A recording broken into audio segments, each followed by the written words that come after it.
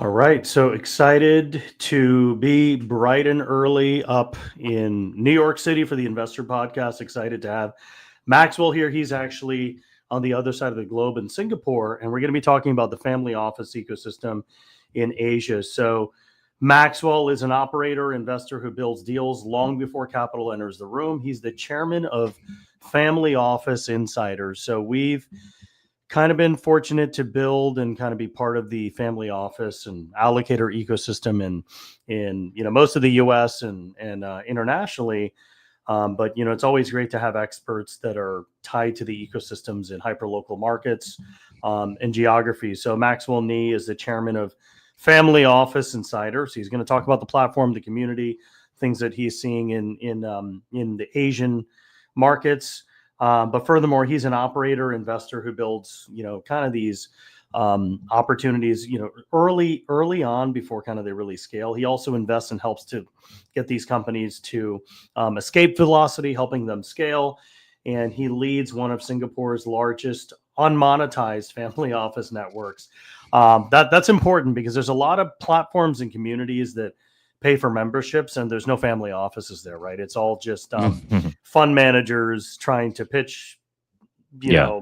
other fund managers. So that's actually a good thing to keep in mind because we have a lot of fund managers in our community, and a lot of them, through our Slack channels and groups and communities, a lot of them kind of are complaining about different groups and then also applauding different groups that add value. But unmonetized family office network uses a simple 3-part framework. So the A team, the funding, and the market gap, that's really what helps to shape deals early. And, I would say some of the best deals that I've gotten into have been from just a text message, right? So we don't really work with brokers or, intermediaries. It's really just, you want to be with your peers. I think the biggest issue is a lot of times when they're intermediaries, you don't really know what their incentive is, right? Those people are really just trying to pitch a deal to get the commission or just to kind of get some type of placement fee, and it may not actually be a good investment. So I think that's why it's important to kind of build a peer group of people that have invested themselves. So we'll double click on that, but I think also just it's important to also highlight that you've been active in renewable energy, mining, pre-IPO deals, data center projects.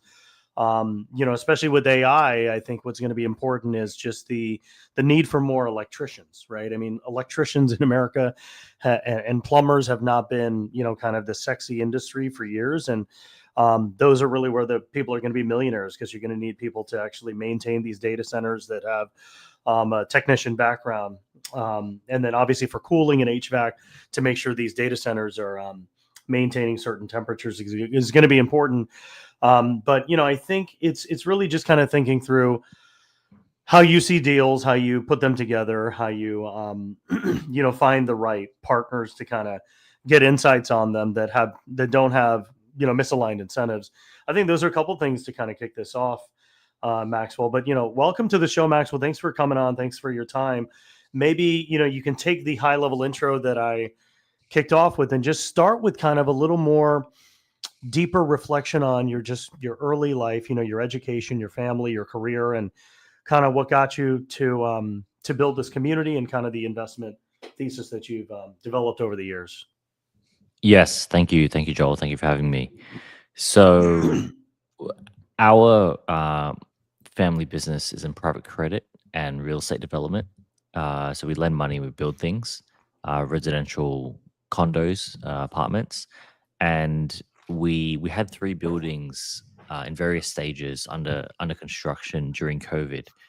And so we got really burnt, lost a bunch of money, and really learnt that everything we do is in the same cycle. And it's in the same cycle, it's in the same supply chain. When things are good, they're good, but when things are bad, they're really bad, right? Mm-hmm. So since then, we've looked at. I said to my brother, so my brother does more of the real estate side and the private credit side.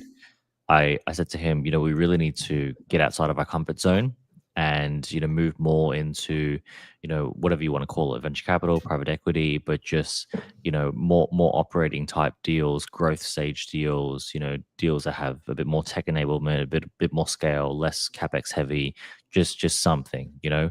And so we didn't know where to start. But what I did know is that I knew a whole bunch of friends that were doing a bunch of different deals. Some of them are in, commercial real estate. Some of them are in tech. Some of them are in like healthcare. So I had an idea. My idea was, and they all have like family businesses as well, like quite large scale. Like some of them on the rich list in Australia. And my idea was to put them into a WhatsApp group. I put them into a WhatsApp group, and then we just, basically just share ideas and see what they're up to, see and just learn and really, really just be a student. So I committed to just being a student, not really asking for anything for at least a year. And what that ended up growing into, Family Office Insider, where now we have like more than 200 families in the database, and more than 60% of those have come from referral. So they entered the network not through me, but through other people that have referred it. So that's pretty cool, and I just thought, how do I do something? Because my goal is not to like sell sponsorship. My goal is to get equity, right? To get Sure. equity and something really amazing, and that excites me, and also to learn how to, most importantly, de-risk it. Learn how when people, have a lot more money than what we do, and have a lot more, M&A experience, advisory experience, investment banking experience than what we do. How do they look at a deal, and how do they look at de-risking it, rather than just throwing money at a problem type of thing. So that is the journey that we've been on, that has sort of built the network, and everyone sort of shares a common ethos. Sure.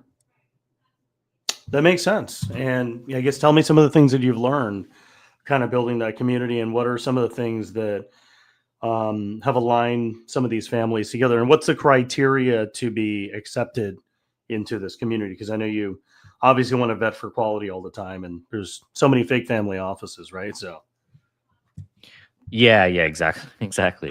So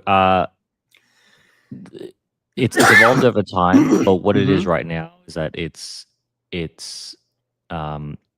people who are in principal parts, like actually in the family of a family that has an investment vehicle, an investment structure, and it's someone that actually has also put their own money into things as well. Sure. And there are select advisors, so there's some families that are very big, and the CEO's in there rather than a family member, and that's fine. That's the criteria. And so what I've really learned is that when these groups or people that have large amounts of money, they're just like everyone else, in that their first 10 deals that they do after they create, after they come into $100 million, is within their inner circle. And then things start to get really hard when they try to stretch outside that inner circle, Sure. like, and that's identical of my journey. My journey, I've made some good investments, made a whole bunch of bad ones, and all the good ones have been from, longtime friends that were doing something that I knew they had experience in, that I knew I could add value in, that I sort of knew the market enough to do the timing. But those come along like once every 5 years, like how many 20-year-old friends do you have? You don't have that many, right? Sure. So, and then outside of that, people move into much more into wealth preservation than growth, at least in this part of the world. It's all about wealth preservation. The common denominator actually is not to go out and find, ex Sequoia, team member, and hire them and have them to grow your portfolio like really aggressively. It's the opposite. It's actually to hire your private banker at UBS, and then just say, hey, look, instead of you being paid 180 at your gig, why don't I pay you 250? You come work for me, and then you do everything. You do tax, you do and I give you everything to do, and your job is to basically just sit there and gatekeep risky opportunities from me, and once in a while we'll do some growth opportunities. Yeah. So that's really what I learned, which is a bit of a I understand it, but when I first learned it, I was a little bit disappointed, because I thought that, this edge of the market with so much capital and, these really obviously very successful entrepreneurs, that they would still want to have, um, you know, like real A team killers working for them and like pushing the envelope. Sure. But I really learned that there's different stages of life, and life's all about timing. You catch an entrepreneur in their prime, and you could do 20 deals with them, and they'll all be in a good space. But if you catch them at a different part of their life, or something happens and they're slowing down and they've got different priorities, then you're better off starting fresh with someone else. Sure. And then your roots, are they from? It sounds like you had some roots in Australia, and now you're based in Singapore. Yeah, that's correct. So I'm an Aussie. I was born and bred there, from Brisbane. That's where our original projects are. And but I left Oz about almost 10 years ago now, and living in Asia at the moment. And tell me about Singapore. So Singapore seems like it's kind of the hub now for technology and kind of development. And there's a huge venture ecosystem there. I got a couple of good friends that are based there. But how has the markets in Singapore evolved, and kind of what's kind of the pulse there? Yeah, good question. So there is there's two sides to it. The first side is what I would call like the vanity metric. So the vanity metric is, there's these articles that say that there's 2,000 family offices that open up shop in Singapore. The net millionaire migration is highest per capita in the world, and all this type of stuff, and that's all true. And there's lots of Ferraris, there's lots of Lamborghinis, and lots of drivers that drive limos around, and that type of thing. And cars are very expensive in Singapore, by the way. They're about 4 or 5 times as expensive in the US. Sure. So you need some real money to buy a Lamborghini in Singapore, type of thing. And however, actual deals being made and actual capital being deployed, if you did a pitching roadshow and like went out and visited all the shops in Singapore, is very, very little. Very, very, very little. So there's a big venture fund. I won't name it, but it's a name brand venture fund that has offices all around the world. Very, very big, like more than 20 offices, type of thing. And I think they've raised in total 1.8 billion. And they have a hub in Singapore, and one of the founders lives in Singapore. Sure. So all the public speaking and everything, it's all happening there. And then they said that over their, I don't know, 10 years of existence, they've only raised $8 million out of the 1.8 billion. You mean out of out of Singapore, the vehicle in Singapore? Okay, yeah, got it. Yeah. So why are people moving to Singapore? I guess what's attractive about it? Is it just, are there tax benefits to moving to Singapore? Or is it just a more modern city? I mean, what's kind of the reason why everybody's moving there? Same reason Eduardo Saverin moved. so Sure. tax definitely a big part. Healthcare. If you want to attract rich people to a place, then you got to think about what they want, right? Yeah. So they want, safe, easier to get around. They want to be able to walk around with a Rolex late at night, not worry about being mugged, right? Yeah. Any part of the city.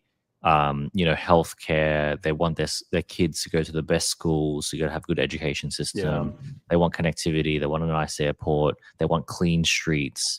So, Singapore, Dubai, Monaco, Switzerland, all knock it out of the park. Yeah. Right. Yeah. My cousin, my cousin lived in Singapore for the longest time, and it's a culture shock. I mean, I think his firm, gave him a promotion, and he moved to Silicon Valley, and he's like, man, life is tough here, man. I got to like wash my own dishes, and I gotta like, take care of my own kids. It's, it's just in America, it's just, they have that whole concept of people just eventually leaving at some point, right? I mean, I would say people say that they're going to leave, but then they never do. And I think there's the crunch, right? There's the personal burn rate. Everyone's dealing with the lifestyle expenses that they have. People are, now it's the holidays, right? So everyone's going to the mall and doing shopping, and there's a huge consumer culture here.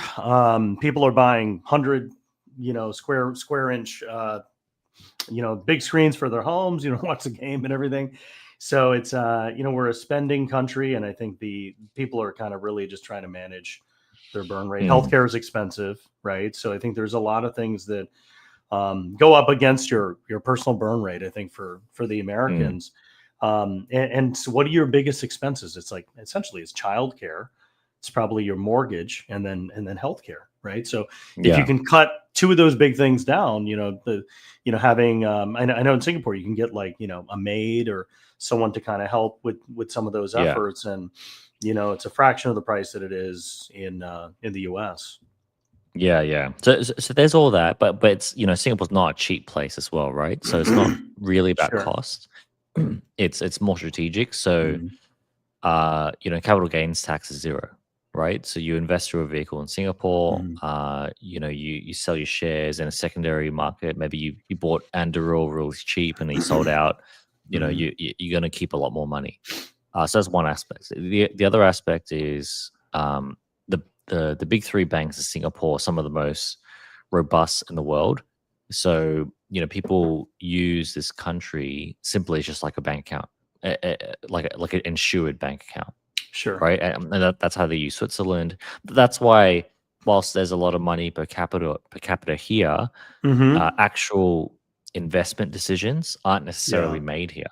Because the founders are still in Europe, or they're in Cayman or the Caribbean or the US. Yeah, that makes sense.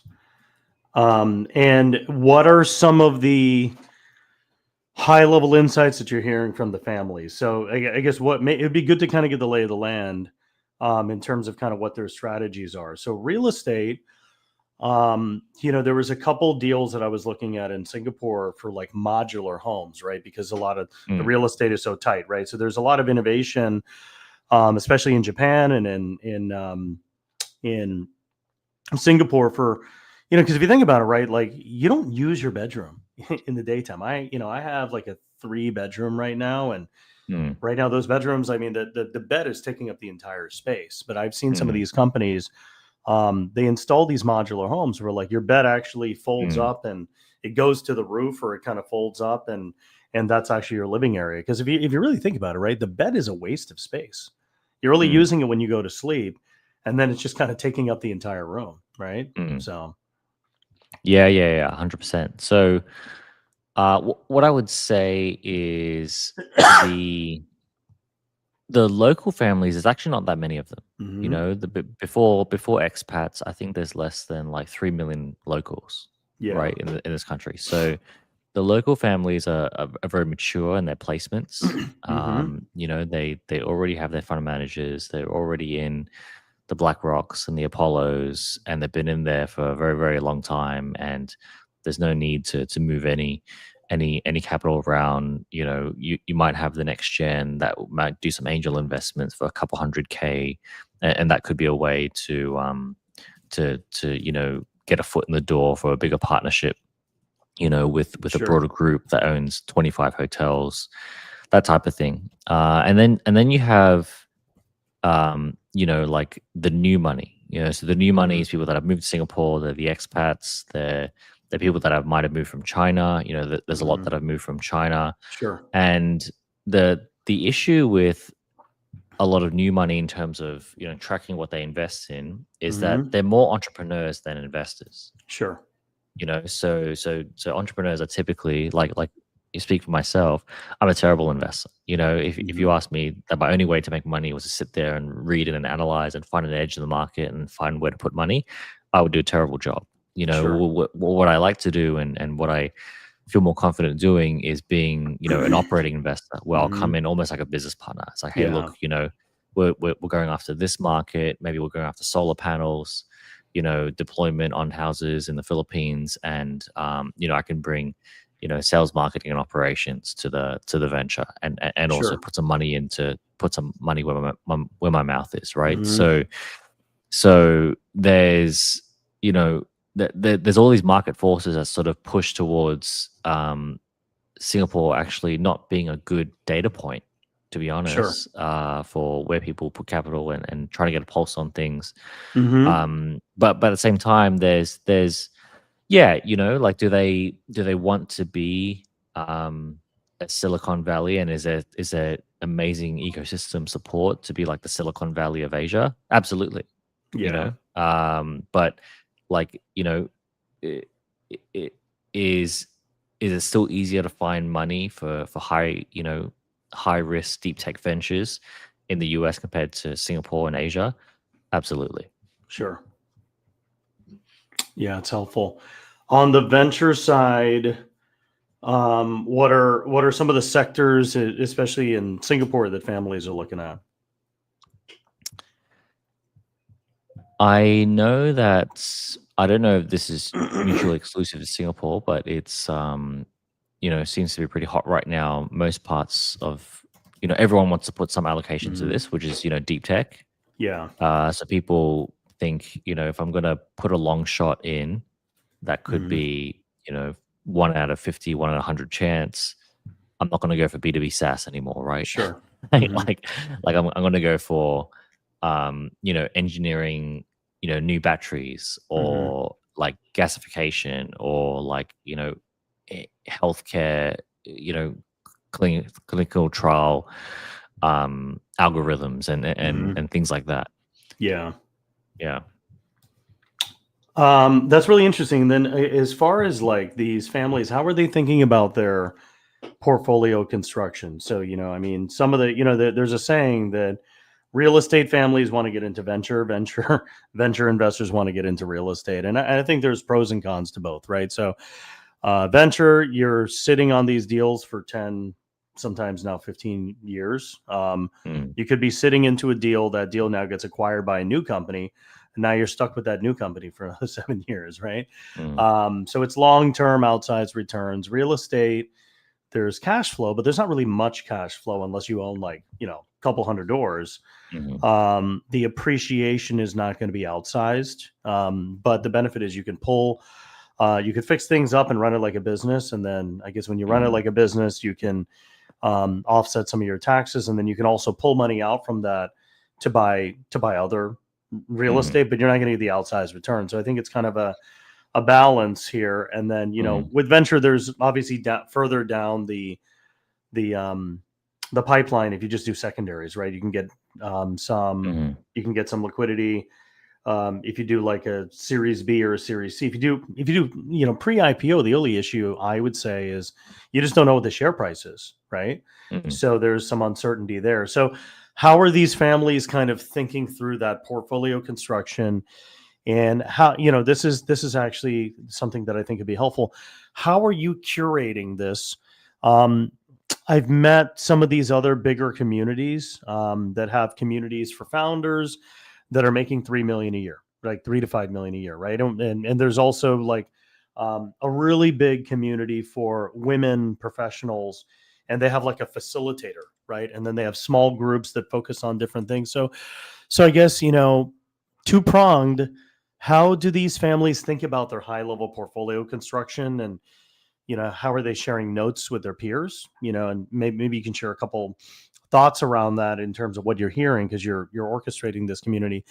And then what advice would you have for someone like yourself, or someone else that's trying to build their own family, like high quality family office community, where people stay? How can you kind of cultivate um, that engagement, and like have people still kind of be involved and stay in there? Yeah, yeah, got it. So, first thing I'd say is I wouldn't be so bullish to Hmm. be able to comment with any precision on portfolio construction, Hmm. just because I really believe that when met one family office, you've met one family office, Sure. and you have to talk to 100 of them to get Hmm. a data set, and I just haven't done that about their portfolio. Hmm. But what I would say is that the period of cheap capital is definitely ended, and that ending has been felt all around the world. In that, people might want to make an investment. Just giving venture as an example, right? Like Yeah. people are expecting, PE risk reduction in venture. So where they might want like a seed stage valuation, but then they might want like a Series A, Series B level of mature company. Like post revenue, that type of thing. So that's definitely being felt, and that's definitely like it's like the whole category is shifting 2 notches towards lower risk, but I want the same price. I want the same, cheaper valuation entry point. So there's that. And, obviously, private credit had a bit of a swing and a bit of a spotlight last couple of years. Yeah. So I think that's still definitely there.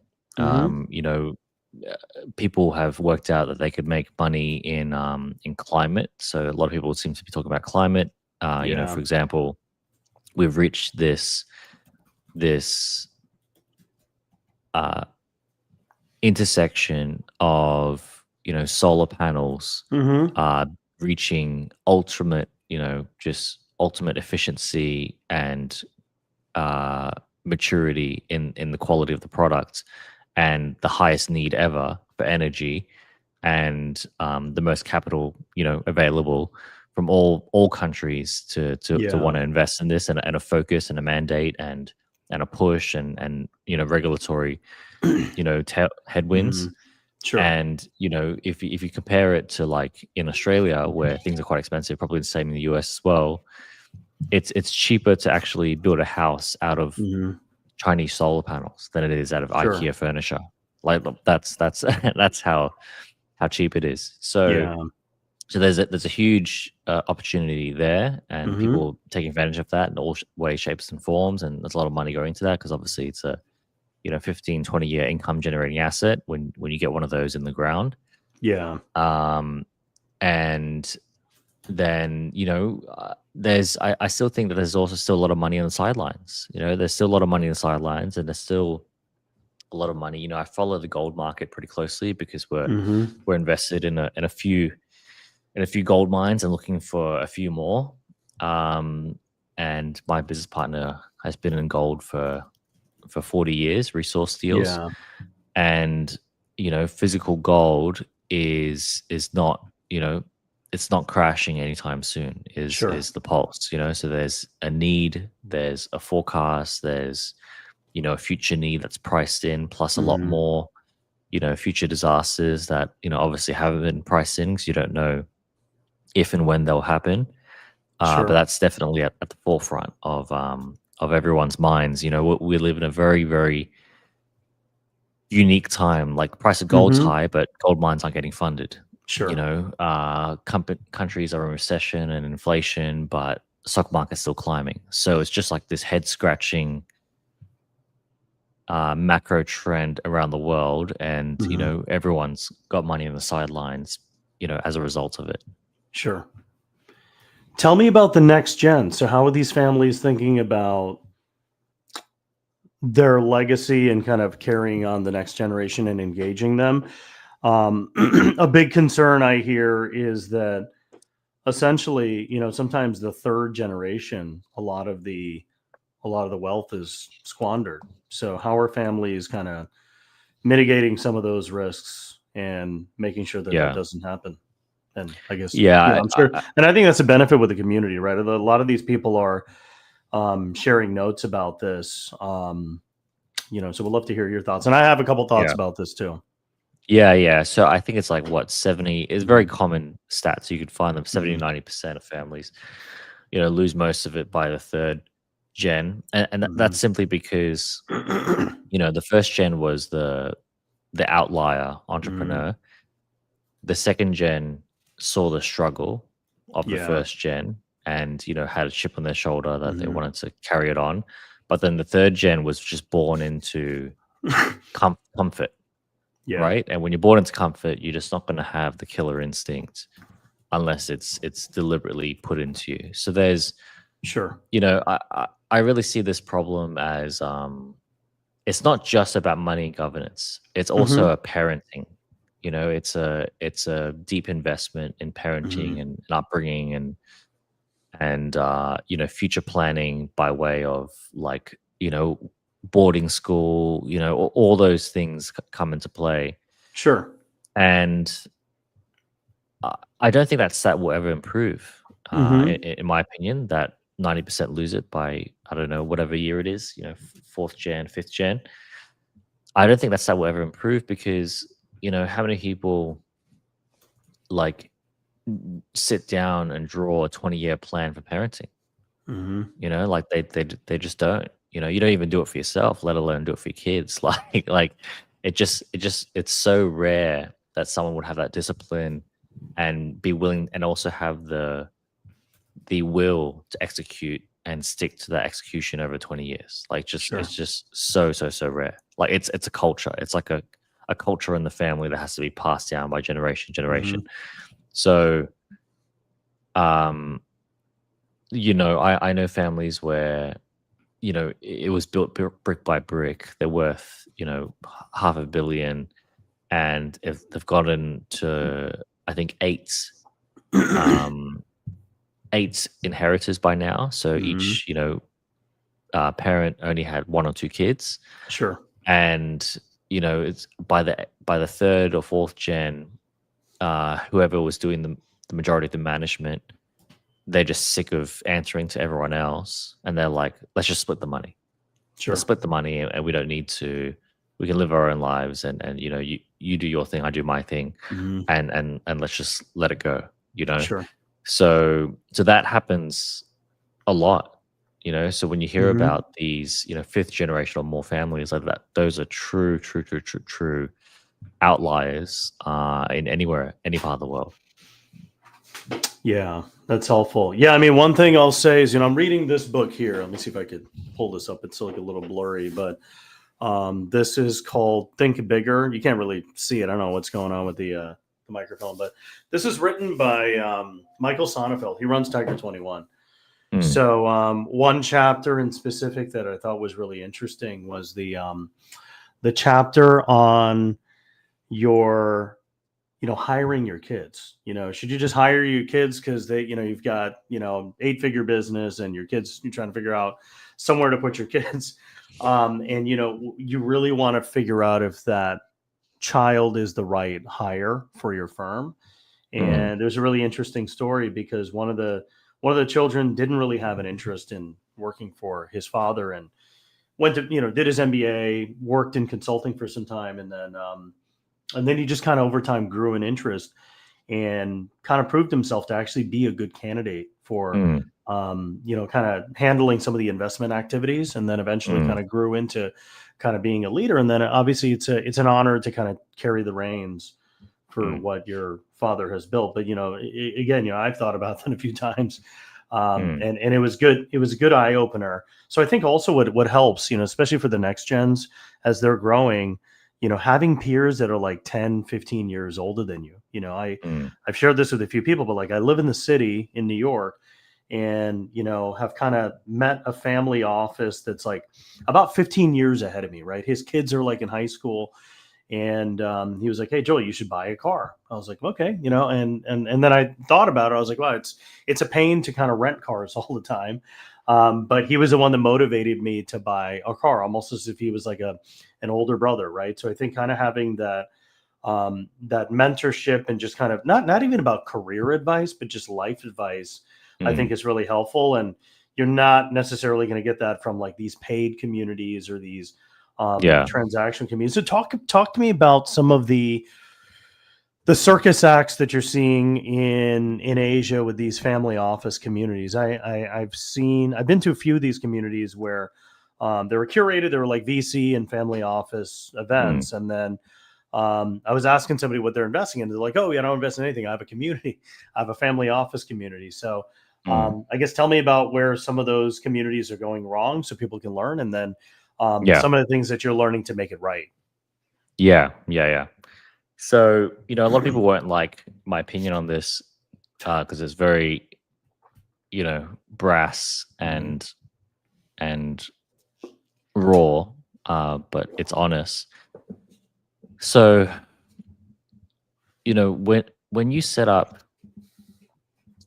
okay, so let's talk about the typical event model, right? So you have an event engine, you do an event every year, I might do it every 3 months or whatever, and then you have sponsors that pay for the event, and then you invite the investors to attract the sponsors, right? And sponsors might look like a law firm, a fund, or whatever.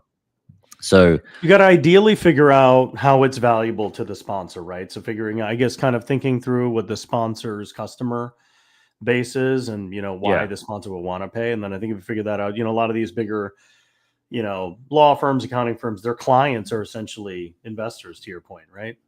Yeah, but it's very obvious why they would want to pay, right? So you're basically taking your black book of investors and you're selling the database, but without them knowing, right? So you're saying, hey, look, come to this event.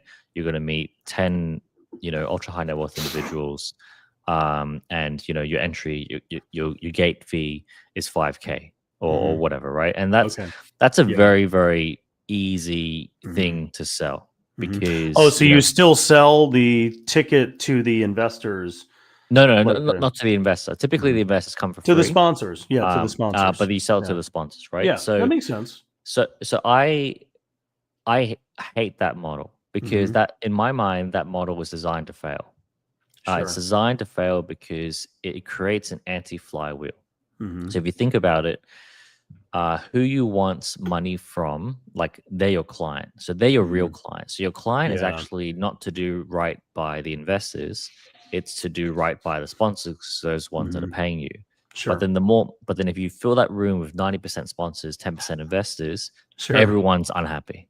Oh, right? Yeah, that's true. I mean, you ideally want to have maybe one sponsor. Yeah. I mean, you ideally want to have one. I mean, so what we've done essentially is like, I usually when I do these events, I have nothing to sell, right? I just kind of, it's a great way to get the people together in the community. So that's always great. And then, we partner with a few strategic partners, like maybe one, right?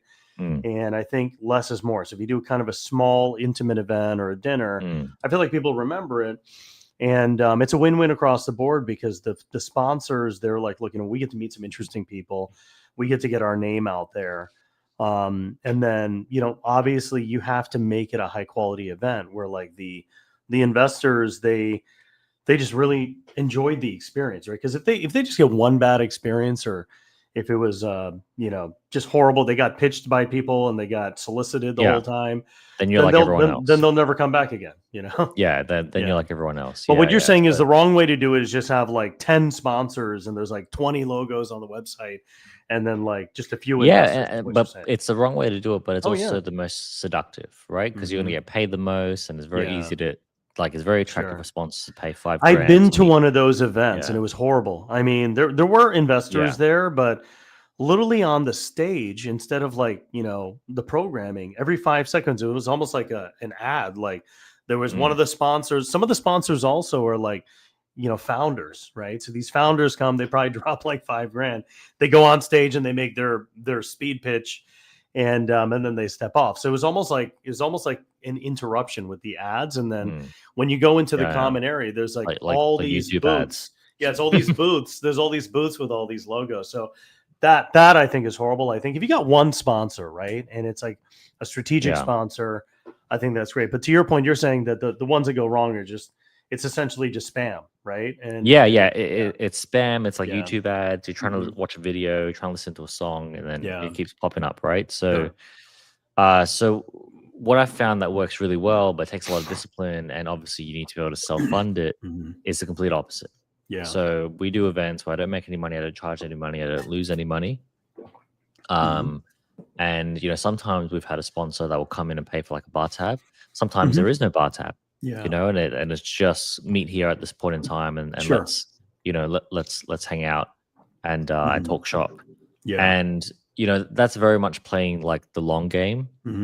I think I got like my first monetization like in kind, where someone said, hey, would you mind speaking at this event and inviting your network? I'll pay for your hotel. So I got a free hotel room, and that's like my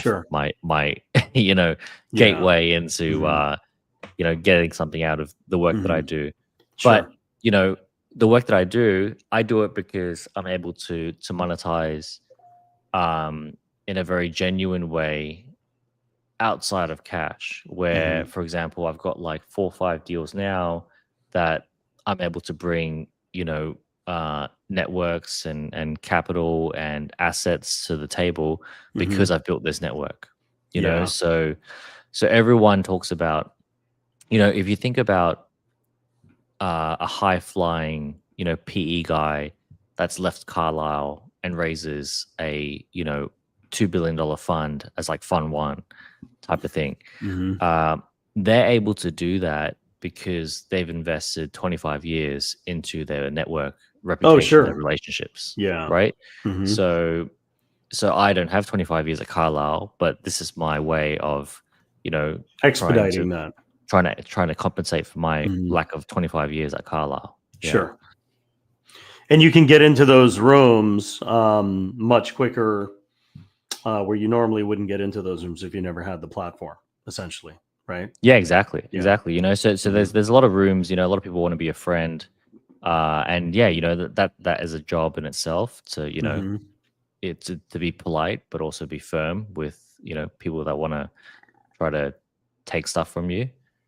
So it is an investment, but in my mind, it's 100 to 1 worth it. Like it's just so worth it. Yeah.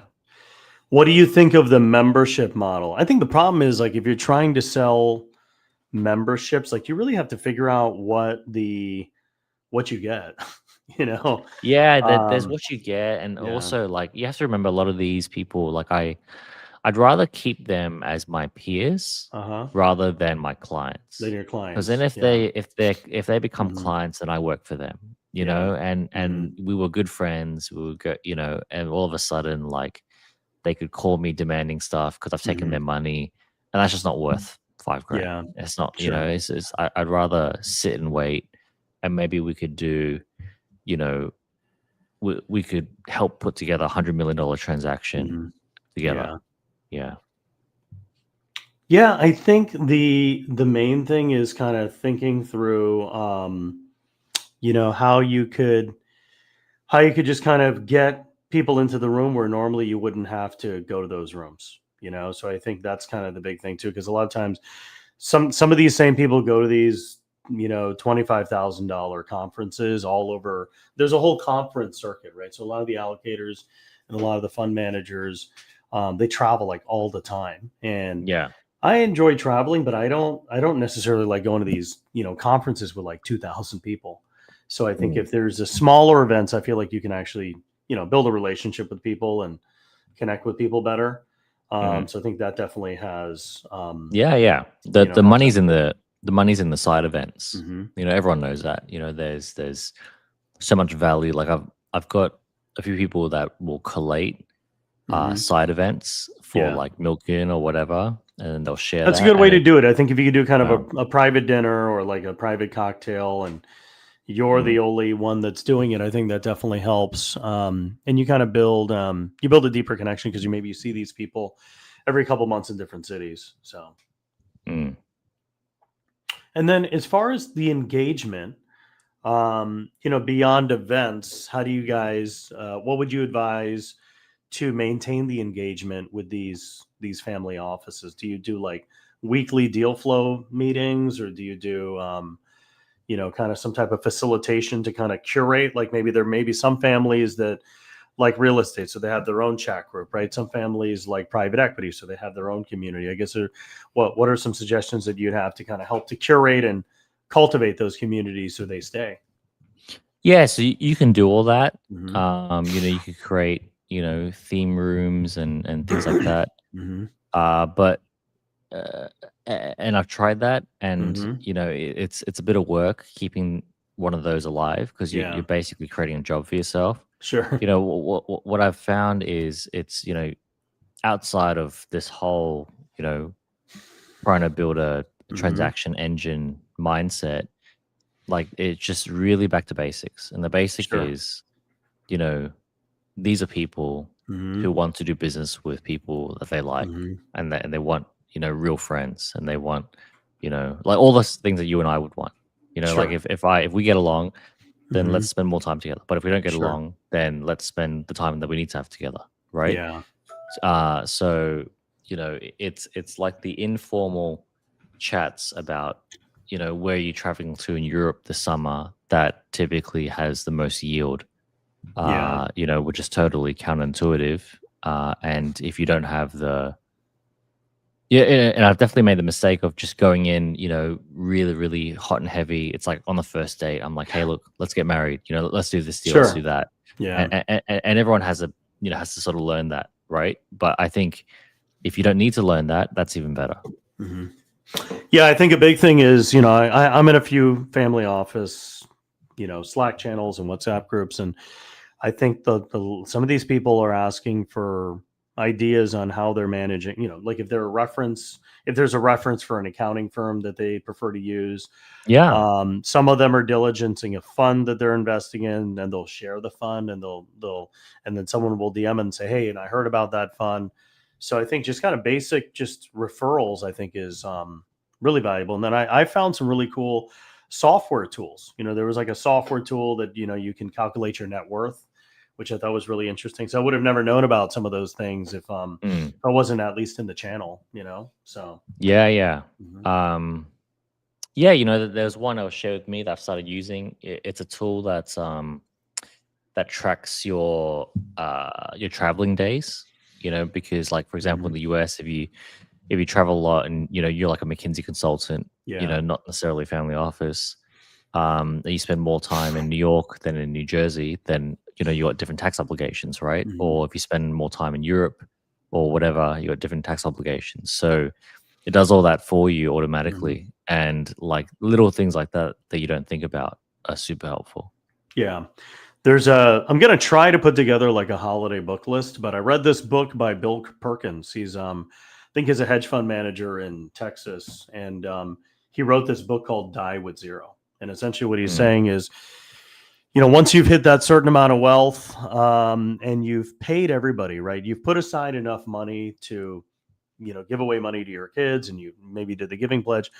You want to kind of invest in experiences, and hopefully just plan it out where, like, you literally have mm, spent all the money and enjoyed your life and experiences.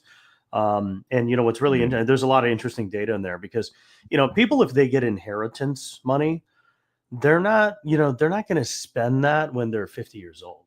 Like, the time that they're going to spend that the most is probably their early 30s, when they're starting their family, and they're maybe going to mm, invest in stuff and kind of manage that money, but they're not going to do anything with that once they're 60 years old, right? So if you can kind of plan it where, like, you've been able to distribute your capital to your family at a good age where they can really enjoy it, and then after you've paid everybody, you can kind of really, you know decumulate everything before you pass away. That was an interesting take. So I wanted to hear your reaction to that, and also just kind of, there's probably a lot of chatter with these families that are thinking about long-term planning and legacy, and kind of handing things down to the next generation. And I'm assuming they have financial advisors that they're working with, and maybe that's some of the chatter that you're hearing. But just wanted to hear your reaction to that. yeah. I think it's a very personal thing. Like I know a lot of people. Maybe it's a bit more of an Asian thing, where they just obsess about legacy. Yeah. Like Mhm. legacy. They want this. They want this biz. They want all their hard work to be remembered. The They want reputation is a big thing as well. yeah, the Yeah. the reputation, Mhm. the pride, and the face. They want all the hard work to stand for something and to be Mhm. there, and they want their name on like a library at a Mhm. university or whatever. And Sure. that's pretty cool. Like Mhm. I want some of that. And Sure. I'm sure I'll probably action some of that at some point. Mhm. But yeah, I also agree with the ethos of dying with zero. Like when I hear that, I think like nothing, like leaving nothing left on the table. Just really, Mhm. really, living everything that you want to live, right? Before you go. Yeah, I totally agree. Um, I guess, I know we're kind of wrapping up in a few minutes. I guess maybe a few pieces of advice that you have for the audience. It could be from the people in your community, Mm, and it could be about anything. It could be about investing. It could be about life. It could be from a family member, that you look Mm. up to. So any couple nuggets of advice you want to leave us with? Yeah. So I would say that, um, so I've spoken and met with so many like wealthy people, and what I've really learned um, about them is that they don't rush things, especially when it comes to like doing something that they want to do. They sort of just like let it come to them. So an example would be, like I know there's one guy, he split his money from his family, and he's managing it on his own, and he was always tired and complaining. I'm not complaining, but he was always just like, oh, I'm so tired. I manage my money, my family's money. I'm untying it. All this work. I'm like, dude, like, you're worth 50 million bucks, and you could just hire anyone whenever you like. Yeah. But he just and he just didn't hire anyone for like 2-3 years. And this is the 2-3 years that I knew him, plus however long he was doing this before I met him, Sure. and he was telling me how unhappy he was, and he just didn't feel the need or the urge to take the risk on hiring someone to not even manage the money. Like this guy has no no authority on the funds, but he obviously represents the brand, the face, the family by extension. And now he's finally got like an assistant, basically like an assistant MD of his family office. And if I look back at all the times that I've like lost money, or I got myself into a situation of of not being in a strong position, it's always because I compromised on the team member or the person or the deal, or like it was always the person. It was always Sure. the person that I said, oh, this person's like 80% there, but I need to do something. And then I sort of did it because I felt like I need to do something, but not because it was the perfect, the right setting and the right conditions. Sure. Okay. So really kind of make sure that you double down on finding the right person. Yeah, for whatever you want to do, manage your money, build a new business, sign a partnership, like hire a CEO. Like don't compromise on that person. Yeah, and I mean, you make a good point. I mean, most of the family office capital is quite patient capital, so they don't really need to. They don't have to follow a capital deployment cycle. They don't have to follow a certain portfolio construction, and they don't have to harvest those investments or raise the next fund, or return liquidity at some period. So I think there's a lot more patience there, to kind of just make sure it's the right investment. And I think the benefit of that is you can just make sure that you're having your investment committee do the right diligence and just wait for the right deal to come in. Yeah.